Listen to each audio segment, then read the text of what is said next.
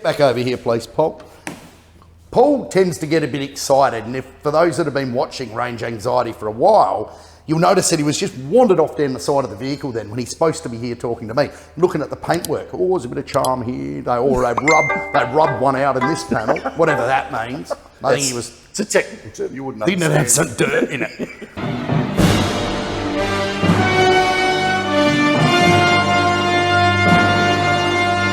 But you see why this is his, not mine, because of where my head comes and this thing.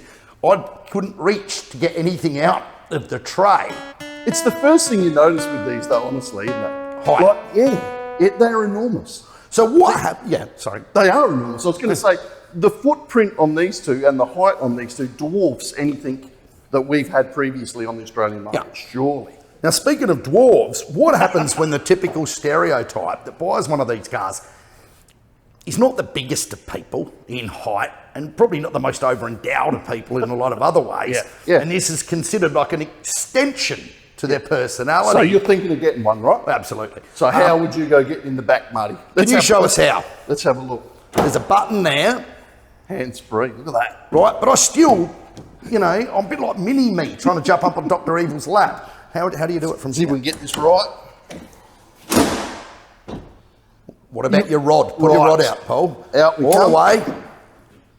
And show us how you get in. I ain't getting up there, mate. Get up there, come on. Yeah, this suspension is going to be getting a workout. Look at that. There you go. You step up there. It's got a little person's step. So you see, we're all inclusive here on Range Anxiety. You don't realise how tall they are until you're in here as well. Oh, you That's probably right. wouldn't experience it, but it's fucking high up here. Really? Thanks for swearing. I didn't. Now that looks pretty. Precarious? Yeah, that's rated at 156 kilograms. She was tested. But yeah, no. So it looks all pretty spooky, but it's not. But isn't that a great idea? Well, I guess they have to. It's so high, there's no other way. There really isn't. Okay, so that's the hers. Yeah. Let's go and have a look at the his. At yours. For the little ones. Let's come and have a good look at mine.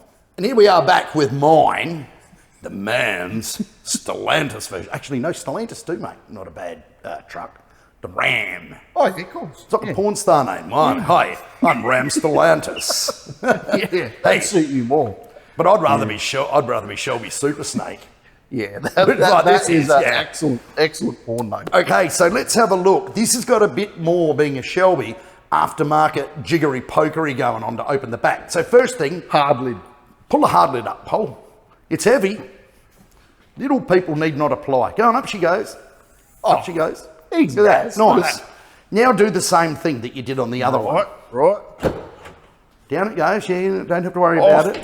And you see, Luxurious. this is why I said you don't want to be carting animal excrement around.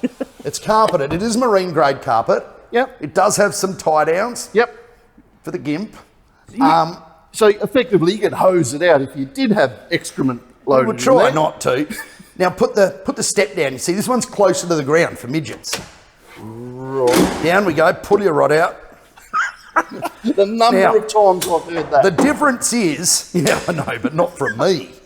The difference is not being a Baja sand jumper like Paul's Raptor. Yep. This has got a bit more of a drag suspension setup. So he hasn't eaten anything between that car and that truck and this truck. Step in and watch it sag. Right. We'll stand All right. back. See that? I wasn't Down she that- goes. Now, what's the first problem you notice trying to walk up into the back of it, Paul?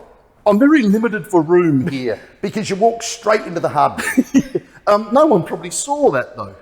Have you cut his Can head you off see again? my head, Justin? No. Well, that's a good thing.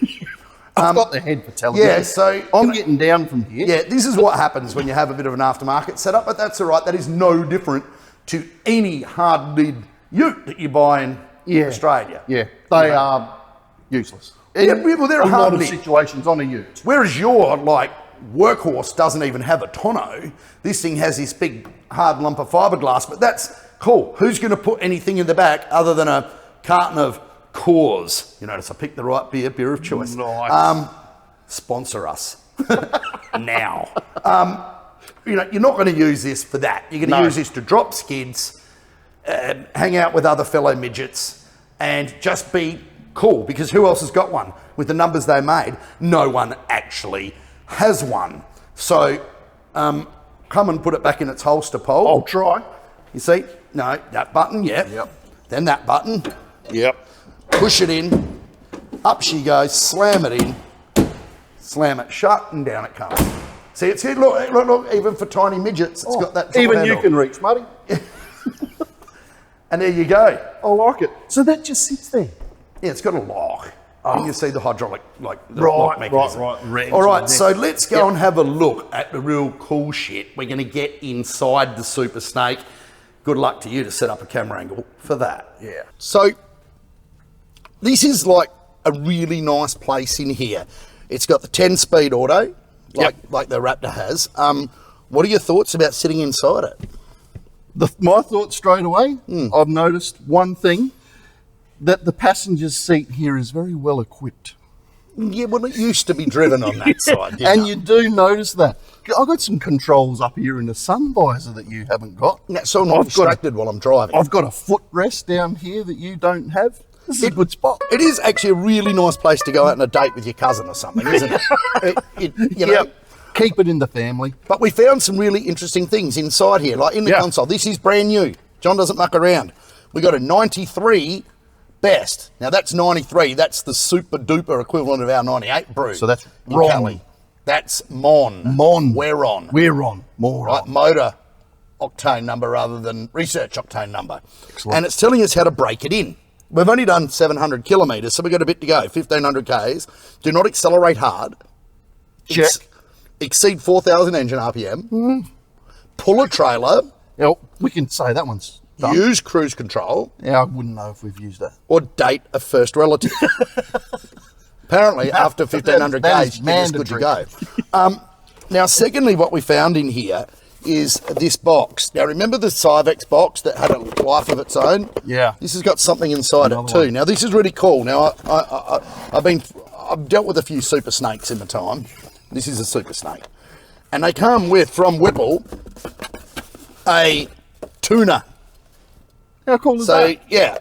So it allows you, when you get defected, to put, I don't know. Actually, I don't know what it's for. I think it's for diagnostics. It is a flash tuner, but you can't just go and write software to it. Like Whipple have got it pretty well locked up. Yep. And I think it does. I think it might have a low octane map in there if you need it. So you can actually flash the car and clear your own codes and do stuff like that. That's awesome. Well, this is like this is full aftermarket, but this is a factory car. Yeah. So that's kind of Whipple's backing their little offering for their warranty, maybe. Here, have a hand controller. Yeah. You don't get that kind of thing with Stellantis. We might have a bit of a rummage around with that later. We will. In fact, I can tell you now, on our other Super Snake, I've had a bit of a play with it, and I did put it on the dyno, and I said, let's see if we can improve this thing.